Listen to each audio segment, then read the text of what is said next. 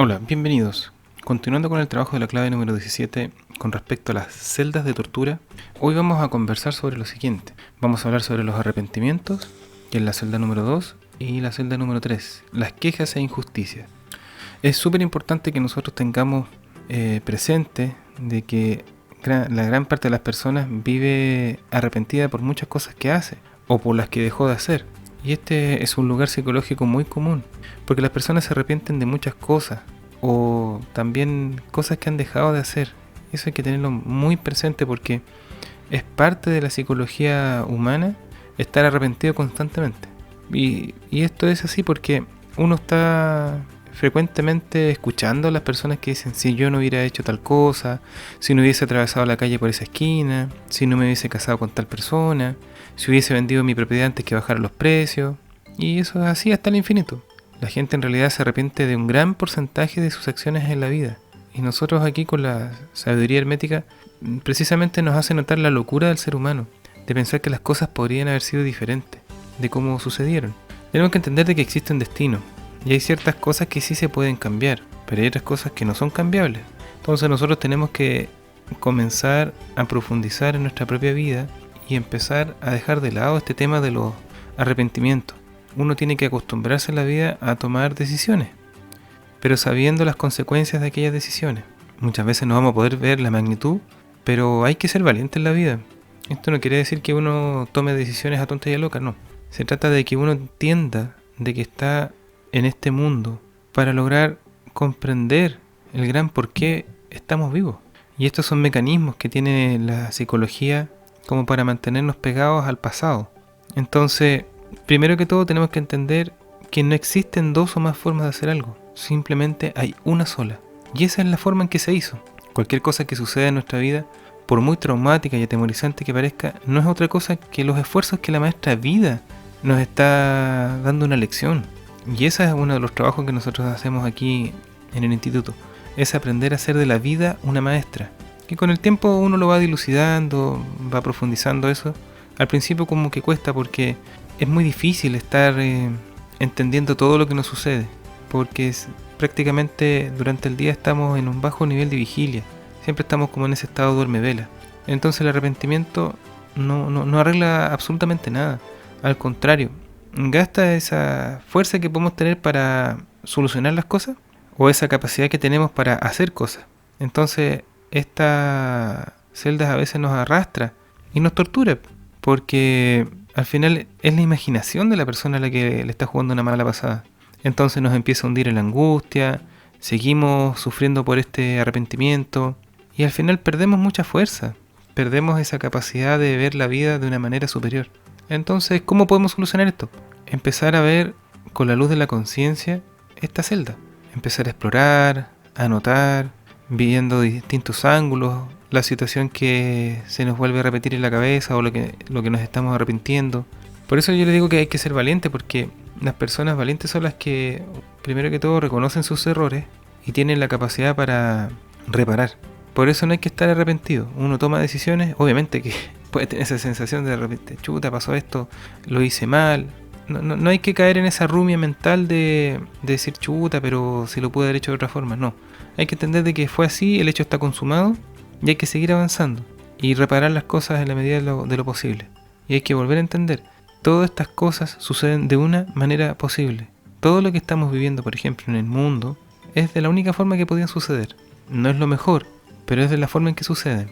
Lo que sí nosotros podemos cambiar la actitud con la cual nosotros enfrentamos esta situación que nos hace sentir arrepentidos y borrar de la cabeza los arrepentimientos, porque al final la persona vive temerosa y eso no es la idea del trabajo de la escuela.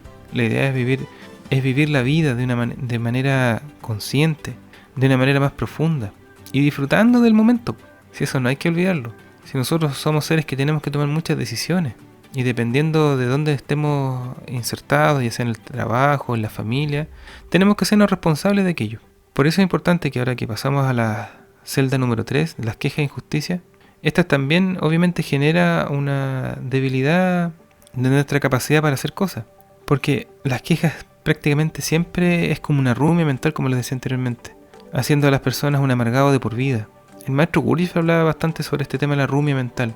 lo llamaba el diálogo interno, que es en realidad un monólogo que prosigue en una persona en todo momento. Como que está todo el día la persona pensando en aquello, pucha, ¿por qué a mí? Si yo soy tan bueno y me pasan estas cosas, esto es injusto. Y son cosas que no se expresan exteriormente, puesto que se refiere a un estado psicológico interior. Por eso es muy importante detectar claramente en nosotros este diálogo interno. Y hay que entender que existen dos tipos de diálogos internos. Uno es el diálogo consciente y el otro el mecánico.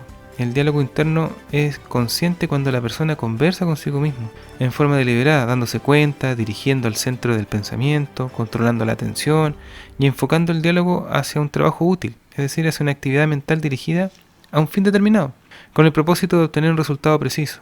Entonces el diálogo interno es mecánico cuando la persona se ve arrastrada a conversar consigo misma y no existe una deliberación alguna, sino que este pensamiento llega a la cabeza, como que flota, como que aflora solo, y empieza la persona a pasarse rollo, se empieza a quejar de que todo está mal, de que por qué me pasó a mí. Y el diálogo interior hay que entender de que siempre es negativo por su carácter y muy difícil de detener. Empezó un rato y nos vemos sumergidos en ese pensamiento negativo repetitivo. Ahí ustedes mismos van a ir identificando estas cosas, porque esto se logra identificar en la medida en que uno va observándose a sí mismo, va observando qué está pensando. Muchas veces uno no es el que está pensando realmente, es algo dentro de uno que está pensando. Para algunos será paradójico ese tema, pero es necesario tenerlo claro. Entonces lo primero que debe hacer para que la persona detecte este diálogo interno es lograr detectarlo por medio de una atención, de una atenta observación de sí mismo. Y se pueden guiar por lo siguiente: observe el diálogo interior, es en realidad un monólogo. Dese cuenta exactamente qué dice el monólogo. Observe que gran parte de la charla interior está conectada con la autojustificación, es decir, con el intento de ponerse a sí mismo en una buena situación y de tener razón. Esos son parte de los mecanismos de defensa del yo. Las personas siempre quieren tener la razón, pero muchas veces no lo tienen. Muchas veces las personas obvian los datos, obvian lo que realmente está pasando en su vida, le echan la culpa a otro. Ya cuando empecemos a tener esos pensamientos, tratemos de hacerle un alto y empezar a entender de dónde vienen esos pensamientos. También hay que observar qué es lo que inicia en uno el diálogo interior mecánico. Puede haber sido una situación con la pareja, puede haber sido una situación en el trabajo, puede haber sido algo que vio en la televisión. Siempre hay que estar alerta con esas cosas. Y también es importante ver si estos diálogos interiores lo ponen triste o negativo. O también hay otros que lo pueden poner negativo hacia otras personas. Muchas veces hay personas que tienen estas quejas porque no han podido perdonar a alguien que les hizo daño, como lo hemos nombrado en otras mini charlas. Muchas personas llevan por años quejándose de los familiares y todo eso, pero nunca los han perdonado, nunca han hecho borrón y cuenta nueva. Eso no quiere decir que uno no sepa que esa persona hizo daño, sino que se refiere a que uno suelte ese lastre emocional, porque es súper importante no tener lastres emocionales, porque si no la persona no puede avanzar, se queda pegado. Y eso es lo que hacen las quejas y la injusticia, porque muchas veces quizás nuestros padres no nos trataron bien y pasó hace 30 años atrás y todavía sigue dándole vuelta a la persona, pues sigue sufriendo por eso. Y eso genera perturbaciones en el mundo psicológico. Por eso es tan importante el trabajo con un cuaderno personal, que nadie lo vea, es para uno mismo. Y va anotando ahí las cosas que lo van molestando, porque muchas veces tenemos ciertos niveles de claridad con respecto a lo que pasó hace 30 años, pero vamos perdiendo detalles con el tiempo. Incluso hay personas que inventan detalles, cosas que no existieron. Lamentablemente la psique humana está hecha así y hay que irla desgranando. Y se hace a través de esta observación.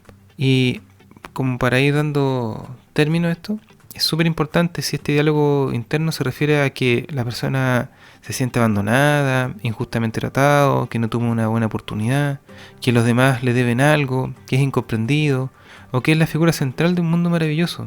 Ojo, porque también las personas se mienten a sí mismas sintiéndose importantes. Esas cosas hay que irlas revisando porque muchas veces son inventos. Y hay que entender también que las personas tienen muchas canciones de las quejas. Es súper evidente de repente hay personas que dicen que son los incomprendidos. La canción del incomprendido, la canción del que jamás tuvo una buena oportunidad, la canción de que se casaron mal, la canción de que nadie los aprecia ni los quiere, la canción de que todos son culpables menos yo. Esto es muy importante porque esto es parte de la clave número 13, donde se habla de las proyecciones. Fíjense ustedes cuántas veces uno le echa la culpa a los demás cuando se manda un condoro. Eso es importante tenerlo claro. Por eso aquí viene esta cita bíblica donde se dice: es más fácil ver la paja en el ojo ajeno que la viga en el propio. Después viene la canción de que todo sale mal. Y no, po, si no están así. A veces las cosas no salen como uno quiere, pero no es porque hayan salido mal. Hay que ir observando bien ese tema, porque probablemente hay gente que tosudamente quiere algo y eso no es parte de su destino y hay que ir revisando. Hay tantas cosas que son un misterio en la vida de las personas que se van dilucidando a medida que pasa el tiempo. Entonces hay que entender de que son muchas las canciones que cantan los quejones en el transcurso de su vida. Y cada uno de nosotros debe llegar a detectarlas, una a una, a fin de hacerlas conscientes, ponerlas en ridículo y quitarles así su fuerza, porque a veces es bueno burlarse de uno mismo. Hay que tener un buen sentido del humor. Las personas a veces nos olvidamos que todas las cosas se presentan como una paradoja asociada al humor, y de ahí viene el cambio, ¿cierto? Paradoja, humor y cambio. Eso viene de un libro de El Guerrero Pacífico. Está la película por ahí si alguien la quiere ver. Es muy interesante, muestra muchas cositas que se han trabajado acá en la escuela y como que nos enseña muchas veces a que tenemos que ir soltando estas cosas, de irnos quejando. Tenemos una oportunidad maravillosa de estar vivos, independiente de las cosas que están pasando en el mundo. Hay que aprender a ver los dientes que brillan como perlas y no ver el perro podrido. Que otras veces hemos hablado de que Jesús siempre vio los dientes que brillan como perlas, pero no ve lo podrido. Eso no quiere decir que se obvie lo podrido, sino que simplemente uno busca lo bueno. Trata de encontrar las cosas buenas que tenemos, atesorarlas y cuidarlas como si fuera una plantita. Siempre hay que estar regando eso de la alegría, esas ansias de vivir, esas ansias de aprender, esas ansias de ser libre internamente, porque al final esa es la libertad que nosotros tenemos que aprender a conquistar, esa libertad interior. Por hoy llegamos hasta aquí solamente. Que tengan una excelente tarde.